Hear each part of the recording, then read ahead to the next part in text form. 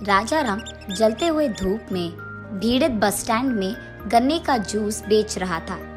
वो गन्ने को मशीन के अंदर डालकर उसे निचोड़कर एक गिलास में नींबू पानी डालकर उसमें गन्ने का जूस भरता था और इस जूस को उसके ग्राहकों को बेचता था। वो 3 दिन से यही काम कर रहा था, लेकिन वो कोई भी पैसे नहीं कमा पाया। तब वो ऐसे सोचता है कि कोई नए प्रकार का व्यापार शुरू करके इस गन्ने के व्यापार का लाभ बढ़ाना होगा। ऐसे सोचते सोचते उसे एक उपाय सूझता है। राजा राम अपने आप में ऐसे सोचता है, इस गर्मी में अगर किसी को गन्ने का जूस पीना भी है तो उनके अपने कामों के बिजी में नहीं पी पाते हैं, और कुछ लोग बस छूट जाने की टेंशन में बस उतरकर पीने नहीं आते हैं। कोल्ड ड्रिंक और लस्सी जैसे बेचा जाता है, वैसे ही अगर गन्ने का जूस भी उनके पास पहुंचाया जाए तो मेरा व्यापार शायद अच्छा चलेगा। ये सोचकर वो तुरंत कुछ प्लास्टिक कवर्स में गन्ने का जूस डालकर उन्हें पैक करके उन्हें एक प्लेट में डालकर बेचने जाता है। बस स्टैंड में सारे बसों के पास जाकर, गन्ने का जूस बाबू, गन्ने का जूस, ताज़ा ताज़ा जूस, बिना कोई मिलावट के एकदम घर से बना हुआ जूस, अलग प्रकार के कोल्ड ड्रिंक्स के बदले में ये ताज़ा ताज़ा गन्ने का जूस पियो बाबू, ऐसे उनको बेचने लगता है। कुछ ही देर में सारे गन्ने के जूस के पैकेट बिक जाते हैं। तब उसकी बीवी वहाँ आकर, सुनिए, खाने का टाइम हो गया है, मैं कैरेज लाई हूँ, पहले आप खाना खा लो फिर काम शुरू कर लेना। नहीं नहीं, रुको रुको, तुम वहीं बैठो, मैं अभी आता हूँ। ये कहकर वहाँ से चले जाकर वो उसके प्लेट में मौजूद सारे गन्ने के जूस के पैकेट को बेच देता है। फिर से गन्ने की जूस बनाने के लिए गन्ने को निचोड़ने जाता है कि सुजाता वहाँ आकर गुस्से में, क्या कर रहे हो आप, पागल हो गए हो क्या, या फिर एक ही दिन में आपको सारा गन्ना बेचना है? खाए बिना पिए बिना ये सब क्या कर रहे हो आप, पहले आप इधर आइए, खाना खा लीजिए, ऐसे वो गुस्से में कहती है। तब राजा राम जल्दबाजी में वहाँ नीचे बैठकर खाना खा लेता है। उसके बाद तुरंत वो गन्ने के जूस बनाने मशीन के पास जाकर उन्हें निचोड़ने लगता है। उसके बाद जूस बनाकर उनको वापस उसी जल्दबाजी में बेचने जाता है। न जाने क्या काम करते हैं ये, जो खाया वो भी ठीक से नहीं खाया उन्होंने।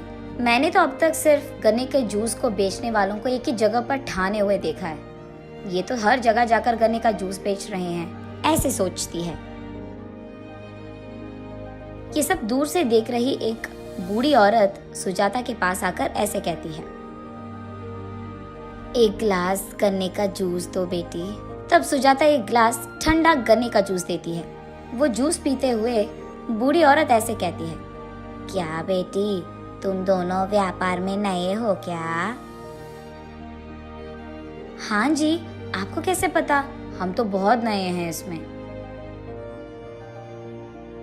मेहनत से काम करोगे ना, सब कुछ आसान बन जाएगा बेटी, ऐसे कहती है बूढ़ी औरत। ये हर रोज यही व्यापार नहीं करते हैं जी, वो देखिए, हाँ, वहाँ का गन्ना जब तक खत्म ना हो जाए ये यही काम करते रहेंगे, ऐसे कहती है। उस बूढ़ी औरत को कुछ समझ नहीं आता है, इसीलिए वो थोड़ा आश्चर्यचकित हो जाती है और वो सुजाता की ओर देखने लगती है। ये बहुत लंबी कहानी है जी, ऐसे कहती है सुजाता। मेरा बस पहुंचने में बहुत टाइम है बेटी, तब तक बता दो उतनी लंबी कहानी क्या है, ऐसे पूछती है वो बूढ़ी औरत। हाँ, असल में तो हम खेती करते थे, हमारा गांव ना पास में ही है, हमारे पास बहुत बड़ा जमीन है और हम वहाँ अलग प्रकार के पौधों को उगाते हैं। पिछले साल हम हमारे खेत में गन्ने उगाए थे।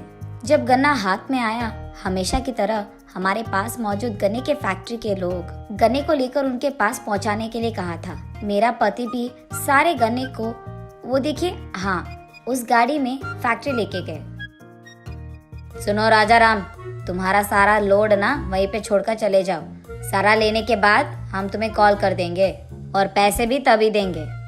क्या? ऐसे तो नहीं होगा साहब, पिछले साल भी आपने ऐसे ही बोलकर आधे ही पैसे दिया था, बाकी तो आपने दिया ही नहीं। क्यों राजा राम, साउंड कुछ ज्यादा नहीं आ रहा है तुम्हारा? हमारे साथ आपका बर्ताव देखकर तो ऐसे ही बड़ा होगा ना साहब। जिस गाड़ी में मैं गन्ना लाया वो गाड़ी भी आप कह रहे हो कि यही छोड़ दूं मैं, ये तो नाइंसाफी है। यहाँ जितने दिन आप गाड़ी को रख रहे हो उतने दिन उस गाड़ी का किराया आप दोगे क्या, ऐसे पूछता है। निकल जाओ तुम, अगर इतना ही मुश्किल है तो अपना गाड़ी लेकर चले जाओ। इस साल भी आधे ही पैसे दूंगा मैं, तुम्हें जो करना है कर लो, निकला। तब राजा राम भी बहुत क्रोधित होता है। आधे ही पैसों में तुम्हें ये गन्ना बेचना मुझे भी नहीं पसंद है, और जब तक तुम लोड यहाँ पे उतरवा ना दो तब तक गाड़ी यहाँ रखने की कोई जरूरत भी नहीं है मुझे। ये कहकर वो गाड़ी लेकर चले जाने ही वाला था कि तुम ये गाड़ी लेकर यहाँ से 200 किलोमीटर भी गए ना तो ये गन्ना तुमसे कोई भी नहीं लेगा। इसको तुम कहीं भी नहीं बेच पाओगे। यहाँ तो तुम्हें कम से कम आधा दाम मिल रहा है। ये कहकर वो आदमी हंसने लगता है। इससे पहले कि ये गन्ना खराब हो जाए, इस हफ्ते के अंदर ही इस सारे गन्ने को मैं बेच दूंगा, और वो भी 50 किलोमीटर के अंदर। ऐसे कहता है राजा राम। क्या इतना गन्ना को तुम अकेले बेचोगे? मजाक लग रहा है क्या? एक किसान के मेहनत पे हंसने वाले तुम जैसे लोगों से मैं क्यों तमाशा करूंगा? अब मैं करके ही दिखाऊंगा, देखते रहना। ये सुनकर क्रोधित दुकान वाला ऐसे कहता है, तो फिर ये भी सुन लो, अगर तुम 50 किलोमीटर के अंदर इस सारे गन्ने को बेच पाए तो जितना पैसे तुम्हें मिलते हैं उसका दुगना मैं तुम्हें दूंगा। ऐसे वो गन्ने के फैक्ट्री का मालिक सबके सामने वचन देता है। ठीक है, फिर दुगना दाम देने के लिए तैयार हो जाओ। ये कहकर गन्ने का लोड लेकर राजा राम वहां से चले जाता है। उसके जाने के बाद वो मालिक सबके साथ हंसते हुए ऐसे कहता है देखो उसका घमंड, हफ्ते के अंदर ही मेरे पैरों पे गिर जाएगा और बोलेगा कि यहाँ गन्ना कोई नहीं खरीद रहा है, कम से कम आधा तो दाम दे दो। सुजाता ये सब उस बूढ़ी औरत को बोलकर, तो ये थी वो लंबी कहानी। इसलिए मेरा पति उस सारे गन्ने को बेचने के लिए 3 दिन से बहुत मेहनत कर रहा है। 2 और दिनों में उस सारे गन्ने को हमें बेचना होगा, यही उनका फैसला है। ऐसे कहती है, अच्छों का अच्छा ही होगा। चलो मेरे बस का टाइम हो रहा है बेटी, मैं जा रही हूँ। ऐसे कहती है वो बूढ़ी औरत। ऐसे वो 2 दिनों में उस सारे गन्ने को बेच देता है।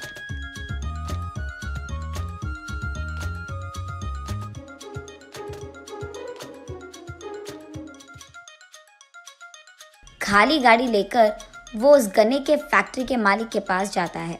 देखा आपने, सारा गन्ना मैंने हफ्ते के अंदर 50 किलोमीटर के अंदर बेच दिया। इस सब को बेचकर ये लो, इतने पैसे कमाए हैं मैंने। इसका दुगना दाम आपको देना ही पड़ेगा, और वो भी जल्दी। ये सब देखकर वो मालिक दंग रह गया। उसे डर था कि ये सब सच हो गया, इसीलिए वो ऐसे कहता है, सबूत कहाँ है कि ये सब तुमने ही बेचा है, और वो भी 50 किलोमीटर के अंदर? शायद पूरा गन्ना कहीं तुमने छुपा लिया हो, किसको पता? ऐसे कहता है।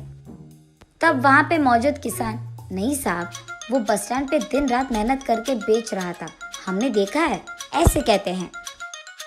तब वो कुछ नहीं कर पाता है, इसीलिए हाँ ठीक है, अभी तुम्हारा किस्मत अच्छा है, तुम्हारे पैसों का दुगना दाम मैं दूंगा, ठीक है? ऐसे कहता है। रोते हुए राजाराम के कमाए हुए पैसों से दुगना देता है वो मालिक, और वो भी सबके सामने। तब राजाराम को ऐसे लगता है कि उस मालिक को किसानों का पावर दिखाना है। तब वो कहता है, आपका जमीन मैं खरीद लूंगा, दे दो मुझे, अभी के अभी पैसे भी दे दूंगा। तब वो उसके पास मौजूद पैसों से वहाँ पे मौजूद सारे किसानों का खेत खरीद लेता है। तब कुछ ना कर पाने के कारण फैक्ट्री का मालिक वहाँ बैठ जाता है। राजाराम पूरा गन्ना लेकर पास में मौजूद शहर जाकर हर एक चौरस्ते में एक गन्ने के जूस का डिब्बा लगाकर वहाँ पे लोगों को नौकरी पे भी लगाकर गन्ने के जूस को पैकेटों में बेचता था। बहुत ही जल्द वो बहुत सारा लाभ बनाता है। ऐसे उसने साबित कर दिया था कि अगर एक किसान को कुछ करना है तो वो करके दिखाएगा, और ये भी सबक सिखाता है कि किसानों को कभी नीचा नहीं देखते।